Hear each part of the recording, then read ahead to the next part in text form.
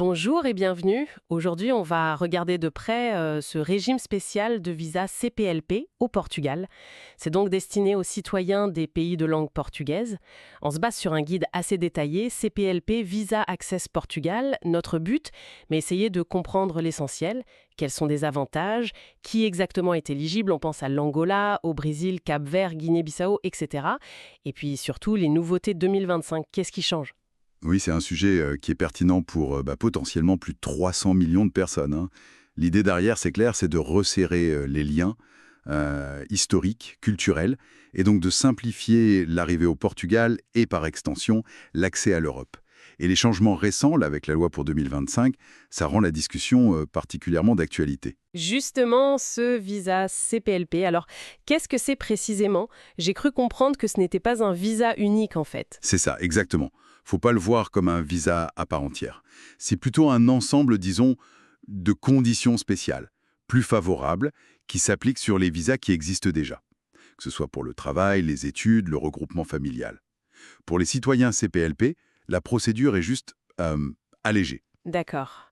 Et ces avantages, alors concrètement, ça se traduit comment? Le plus visible, c'est souvent moins de documents à fournir, moins de paperasse, quoi. Et puis, des délais de traitement qui sont, en principe, plus rapides. Un point assez notable que le guide soulève, c'est l'exemption de preuve de moyens financiers. Ah oui? Comment ça marche? Si une personne qui réside déjà légalement au Portugal signe ce qu'ils appellent un terme de responsabilité, en gros, elle se porte garante pour le demandeur. D'accord, donc ça peut débloquer pas mal de situations, j'imagine. Exactement. Et il peut y avoir d'autres dispenses, hein, parfois sur l'assurance voyage ou même sur le fait de devoir se présenter en personne au consulat. Ça dépend des cas. Et avec les réformes récentes pour 2025, qu'est-ce qu'il faut retenir d'important? On parlait d'une carte de séjour physique. Oui, c'est une clarification utile.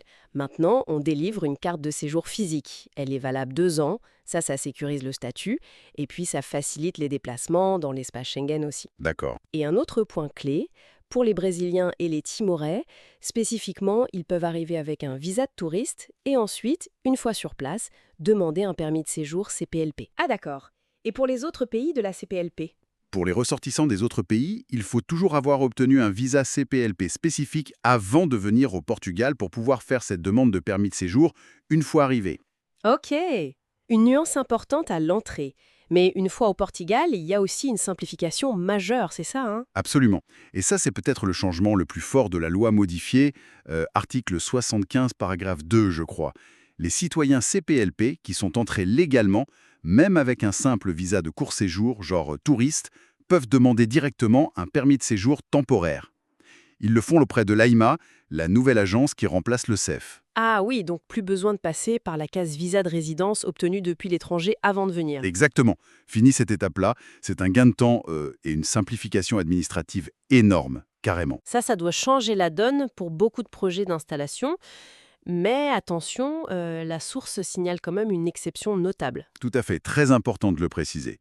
Le visa spécifique pour la recherche d'emploi, le fameux Job Seekers Visa, celui-là, il ne bénéficie pas de ces conditions CPLP allégées. Pour ce visa-là, ce sont les exigences standards qui s'appliquent, comme pour tout le monde. Pas de traitement de faveur CPLP. Bon à savoir. Et si on regarde plus loin que le séjour temporaire, ce régime CPLP, ça aide aussi pour s'installer de façon plus permanente? Oui, clairement, ça facilite le parcours vers la résidence permanente, qui est possible après 5 ans de séjour légal continu. Et c'est la même durée pour demander la citoyenneté portugaise. 5 ans aussi. Pour la citoyenneté, l'avantage pour les ressortissants CLPP, c'est souvent l'affinité linguistique et culturelle, qui aide à prouver l'intégration.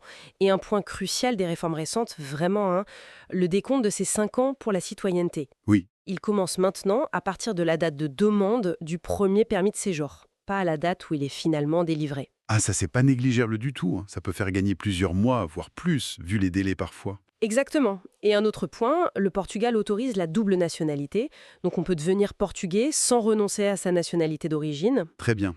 Et pour finir, un petit conseil pratique qu'on pourrait tirer du guide. Oui, un conseil qui revient souvent et qui est essentiel. Obtenir son NIF. C'est le numéro fiscal portugais. Il faut le faire le plus vite possible en arrivant. C'est la clé pour presque tout. Ouvrir un compte en banque, signer un bail, travailler. La NIF? D'accord. Et puis, il faut aussi avoir en tête cette mesure un peu technique mais utile. Certains documents, comme des visas ou des permis de séjour qui avaient expiré après le 22 février 2020, ont vu leur validité prolongée jusqu'au 30 juin 2025. C'était pour compenser les gros retards administratifs qu'il y a eu. Donc, vérifier si on est concerné. Très utile comme info, oui. Donc, pour résumer, ce cadre CPLP, c'est vraiment une voie d'accès privilégiée au Portugal. Et les ajustements de 2025 la rendent encore plus, disons, fluide. Ça montre une politique d'ouverture qui s'appuie sur des liens forts, historiques, linguistiques, pour simplifier l'installation et l'intégration des gens qui viennent de ces 8 pays. C'est très clair. Et ça nous laisse peut-être avec une dernière question, une réflexion. Est-ce que ce type d'accord de mobilité très ciblé, basé sur une communauté linguistique, culturelle, est-ce que ça pourrait inspirer d'autres approches? Est-ce qu'on pourrait imaginer ailleurs dans le monde des politiques migratoires qui s'appuieraient plus sur ce genre de lien, pour sortir un peu des schémas classiques? Voilà, c'est une piste intéressante à explorer après notre discussion d'aujourd'hui.